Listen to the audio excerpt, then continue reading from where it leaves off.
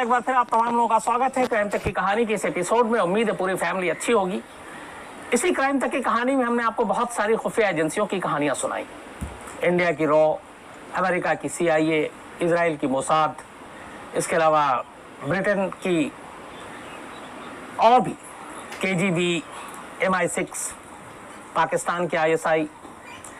ये वो खुफिया एजेंसियां हैं जिनके बारे में हम सब जानते हैं, वक्त वक्त पर पढ़ते रहते हैं, इनके कारनामे सुनते रहते हैं, इनके फेलियर के बारे में जानते रहते हैं। और ये लोग अपने अपने देश के लिए काम करते हैं। बहुत सारे ऐसे मिशन को इन्होंने अंजाम दिया देश के दुश्मनों के खिलाफ। हर मुल्क की अपनी अपनी एजेंसियों ने। लेकिन क्या आपको मालूम है कि इस दुनिया में एक ऐसी भी खुफिया एजेंसी या खुफिया संगठन है जो वाकई खुफिया है, जिसके बारे में आज करीब 200 साल 300 साल हो गए और सिर्फ कहानियां हैं, लोग जानते नहीं हैं उसके बारे में। कहते हैं कि इस दुनिया के 50% से ज्यादा जो अमीर और ताकतवर लोग हैं इस खुफिया संगठन से जुड़े हुए हैं, जिसमें बड़ी बड़ी हस्तियों के नाम आते हैं। लेकिन कहते ये भी हैं कि इस खुफिया एजेंसी के साथ जो जुड़ा होता है वो कभी इस राज को फाश नहीं करता कि मैं इस खुफिया संगठन के साथ जुड़ा हूं और इसका मेंबर हूं, क्योंकि शर्त यही है कि जो भी इस संगठन के साथ जुड़ता है और उसने अगर इसको आम कर दिया, बता दिया, तो फिर सीधे सीधे उसकी मौत तय है। और कहा जाता है कि अगर आपने इस संगठन के बारे में बाहर की दुनिया में किसी से भी कुछ बताया तो फिर आपकी जान जानी तय है, उन्हें मार दिया जाता है। इस संगठन के बारे में कहते हैं कि इस दुनिया में जो कुछ भी ऐसी चीज होती है, कोई बड़ी घटना जिसके बारे में कभी कोई जांच में सामने कुछ आता ही नहीं है कि ये किसने किया, किसका हाथ था, तो फिर माना जाता है कि ये इसी खुफिया संगठन का काम है और उसी के मत्थे ये मर दिया जाता है जब किसी ऐसे कारनामे या ऐसे इंसिडेंट के कोई सबूत नहीं मिलते।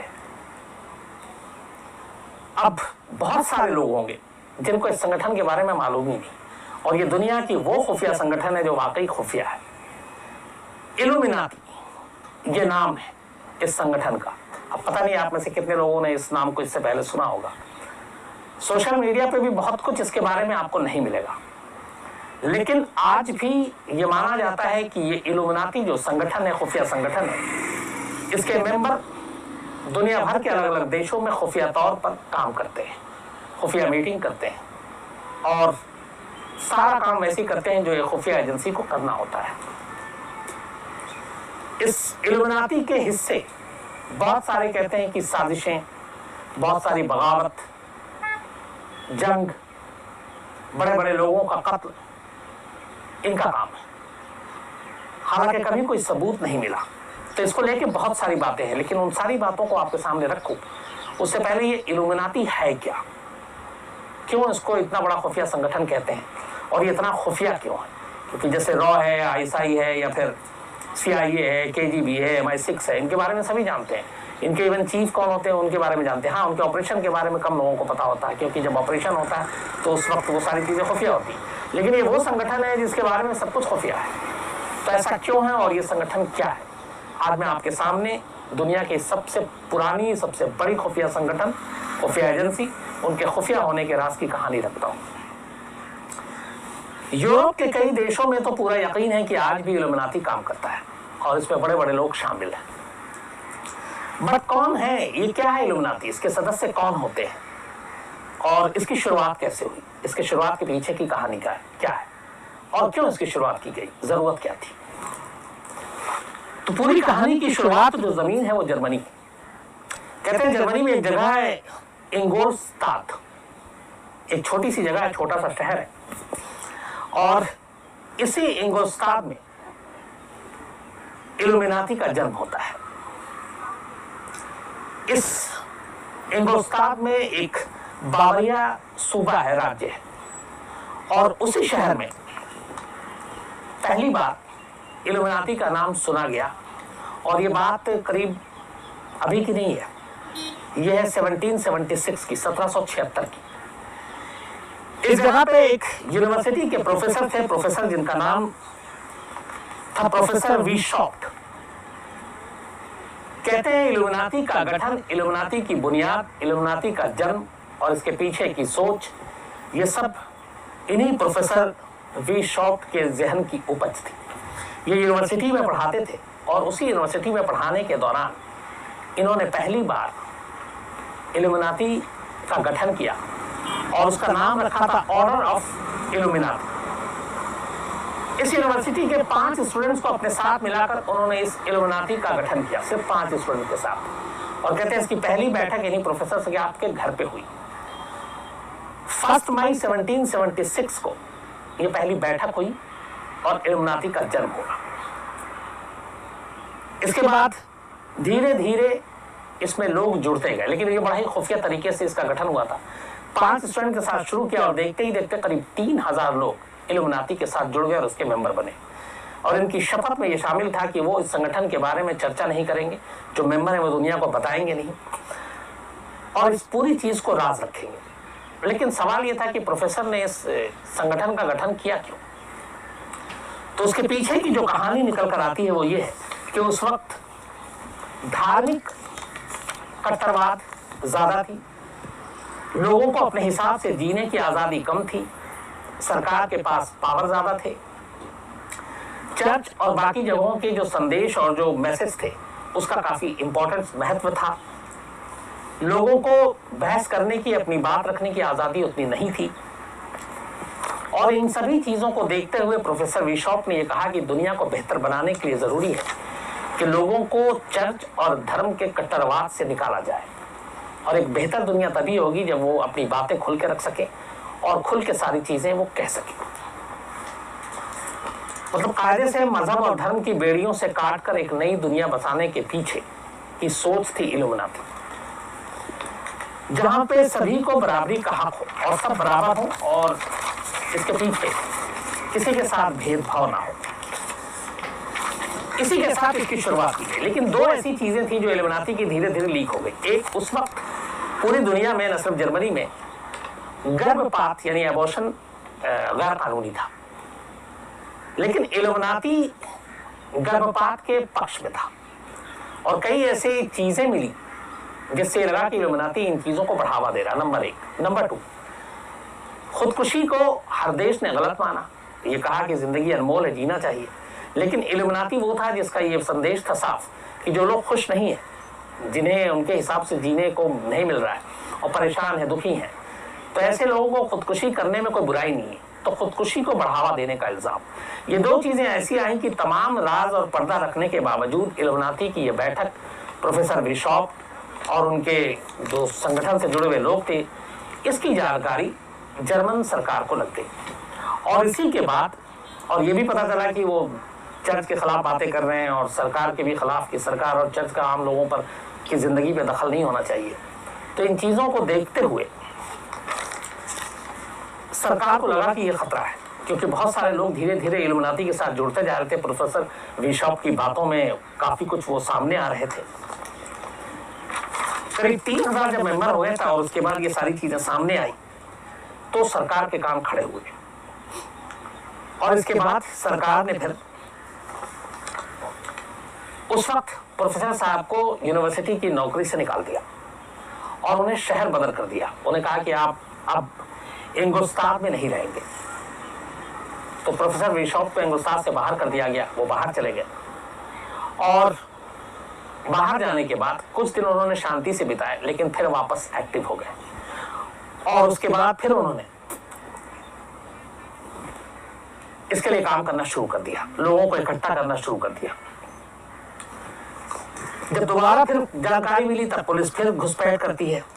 और इसके बाद इस बार घुसपैठ सिर्फ नहीं करती है, बल्कि इल्यूमिनाटी पर पाबंदी लगा दी जाती है। और सरकार की तरफ से कहा जाता है कि जो भी शख्स इस संगठन का मेंबर बनेगा उसे मौत की सजा दी जाएगी। मतलब आप अंदाजा लगाइए कि कितनी बड़ी सरकार के लिए ये संगठन एक तरह से कितना सरदर्द हो गया था कि जो इसका मेंबरशिप लेगा, जो इसका सदस्य बनेगा, उसे मौत की सजा दी जाएगी।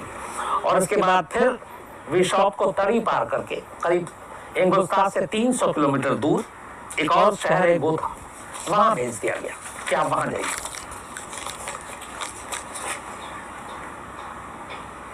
वहां जाने के बाद प्रोफेसर बिशॉप ने एक किताब लिखी जिसमें इल्यूमिनाटी के बारे में डिटेल, इल्यूमिनाटी का गठन क्यों और इसका मकसद क्या था। और ये किताब आज भी वहां के शहर के म्यूजियम में रखा हुआ है। हालांकि पुराना पड़ चुका है, लेकिन ये किताब एक सबूत है इस बात का कि इल्यूमिनाटी नाम का एक संगठन था और जिसके मकसद क्या थे। और ये किताब उन्हीं प्रोफेसर बिशप के हाथ की लिखी हुई है और ये म्यूजियम में है और इसके बारे में लोग काफी कुछ उन्होंने पढ़ा, उसके बाद में समझ में आया सारी चीजें। इल्यूमिनाती के लिए 2-3 चीजें बड़ी है। धीरे धीरे इसके बाद प्रोफेसर बिशप अपनी जो रोजमर्रा की जिंदगी थी उन्होंने थोड़ा सा वो खामोशी अख्तियार कर ली और अब सब कुछ गुपचुप तरीके से कर रहे थे। लेकिन कहते हैं कि इल्यूमिनाती के सदस्यों की तादाद, मेंबर्स की तादाद लगातार बढ़ती जा रही थी। जर्मनी से निकलकर पहले यूरोप के दूसरे देशों में और फिर ये अमेरिका होते हुए ब्रिटेन और बाकी जगहों तक इल्यूमिनाती के मेंबर्स फैलते गए। तो ऐसी चीजें हैं जिसने इल्यूमिनाती को सुर्खियों पे रखा था, बल्कि 2 क्या 2-3। एक कहते हैं कि जो जर्मनी में एक तो यह था कि 18वीं सदी में जो फ्रांस में क्रांति हुई थी उस क्रांति के पीछे इल्यूमिनाती का हाथ था और ये सारी प्लानिंग इल्यूमिनाती ने की थी, जो 18वीं सदी में फ्रांस की क्रांति हुई थी। हालांकि इसको लेके पुख्ता सबूत कोई सामने लेकर नहीं आया, लेकिन यही कहते हैं कि इस क्रांति के पीछे जो सारी चीजें रची गई वो इल्यूमिनाती की देन थी, पहली चीज।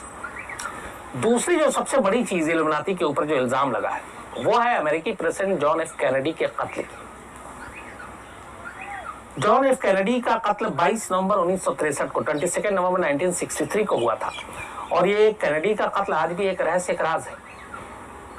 और इल्यूमिनाती के नाम पे एक चीज है कि जब दुनिया में बहुत सारी चीजें का कोई सॉल्यूशन नहीं मिलता या कोई राज नहीं खुलता है तो यह कि इल्यूमिनाती का हाथ होगा।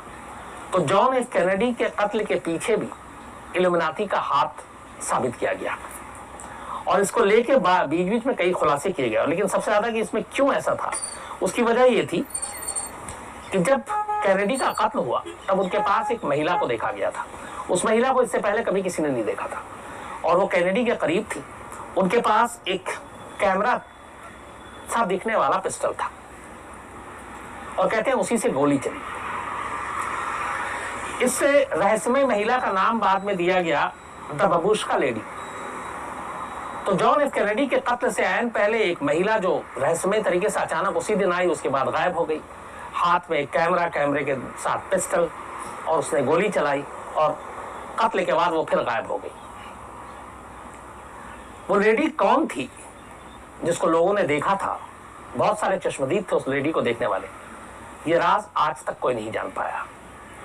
कहते हैं उस लेडी का ताल्लुक, उस लेडी का संबंध इस संगठन के साथ था, इल्यूमिनाती के साथ था। लेकिन उस लेडी के बारे में इसके बाद कभी कोई जानकारी हासिल नहीं कर पाया। कोरोना को लेके जब चीन के ऊपर उंगली उठी कि कोरोना का ये वायरस कैसे फैला, बहुत सारी बातें हुई कि वहां के चमगादड़ से निकला, ये हुई। अमेरिका ने भी इल्जाम लगाया, डोनाल्ड ट्रंप ने इल्जाम लगाया था, लेकिन कुछ खास जानकारी चीन के खिलाफ जो साबित कर सके कि ये वुहान के लैब से निकला था, चमगादड़ के जरिए एक ट्रायल चल रहा था और उससे पूरी दुनिया में फैला, जिससे आज इतने सारे लोगों की मौत हो चुकी है, करोड़ों लोग बीमार हैं, पूरी दुनिया एक तरह से लॉकडाउन हो गई थी।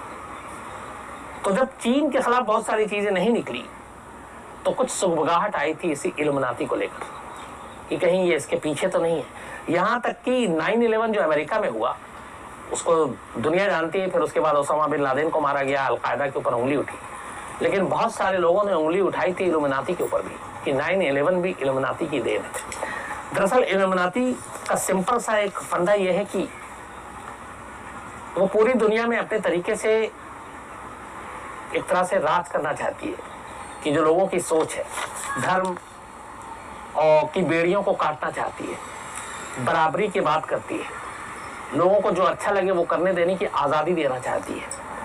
और इन्हीं सारी चीज़ों की वजह से इल्यूमिनाती के बारे में कहते हैं कि जो दुनिया के ताकतवर लोग हैं, अमीर लोग, 50% ज़्यादा, बल्कि कुछ तो लोग कहते हैं 70% इस दुनिया के जो अमीर लोग हैं वो किसी ना किसी रूप से इल्यूमिनाती से जुड़े हुए हैं। नाम माइकल जैक्सन का भी आता है और इनका एक ख़ास शेप है जो ट्रायंगल बनता है। तो कई बार कई ऐसे एक्टर, एक्ट्रेस, दुनिया के कुछ बड़े लोग जब स्टेज पे होते हैं, कहीं और होते हैं, तो वो हाथ से उस तरह का ट्रायंगल बनाते हैं। तो फिर ये होता है कि क्या ये एक इल्यूमिनाती का सिंबल है और वो उससे जुड़े हुए हैं। माइकल जैक्सन की जिस तरीके से मौत हुई थी उसमें भी ये बात हुई थी कि शायद इल्यूमिनाती का हाथ है, हालांकि साबित नहीं हुआ, लेकिन जिस तरीके से माइकल जैक्सन ने कई शोज में उस ट्रायंगल को बनाकर दिखाया था, उसके बारे में लोगों के विद्वानों का ये कहना था कि इल्यूमिनाटी में पहले से होता है कि आप कभी ये राज जाहिर नहीं करेंगे कि आप इस संगठन से जुड़े हुए हैं, क्योंकि सीधे सीधे मौत है। तो फिर कैसे पता चले एक इल्यूमिनाटी मेंबर और दूसरे को कि ये इसी संगठन से जुड़ा हुआ है? तो कहते हैं ये एक खुफिया कोड था, जो ट्रायंगल, जो इनका निशान भी है, जो प्रोफेसर के घर के बाहर भी लगा हुआ है जर्मनी में। तो कहते हैं कि उस निशान के जरिए आप अंदाजा लगा सकते हैं, इससे ज्यादा आप कोई जानकारी हासिल नहीं कर सकते। तो एक उसमें यह भी था। चर्च और कैथोलिक खासतौर पर कहते हैं कि इन दोनों का उस वक्त सबसे ज्यादा चूंकि दखल था, तो इनको लेकर और पोप और सरकार को लेकर, पोप का भी एक बहुत बड़ा दखल होता है दोनों में, तो उसको लेकर भी काफी चीजें थी जिसने इल्यूमिनाटी का जन्म दिया। और कहते हैं कि जन्म के कुछ ही समय बाद, मतलब 18 सेंचुरी भी नहीं आया था, 1784 में ही इसके मेंबर्स की तादाद बहुत ज्यादा थी और जर्मनी की बाउंड्री को निकल कर ये लोग बहुत दूर दूर तक पहुंच गए थे। तो एक फ्रांस की क्रांति, अमेरिकी प्रेसिडेंट की मौत और दुनिया के कई बड़ी हस्तियों की मौत, उसको इल्यूमिनाटी के साथ जोड़कर देखा जाता है। अब इस बारे में दो बातें हैं। एक, आज भी जो यूरोप और बाकी के लोग, इस पर फिल्म भी बन चुकी है बॉलीवुड में इल्यूमिनाटी को लेकर, उनका कहना है कि इल्यूमिनाटी का जो गठन हुआ था वो बड़ा नेक मकसद था, लोगों को बराबरी देना और आज़ादी के साथ जीने का, और इसको बदनाम किया गया वक्त वक्त पर।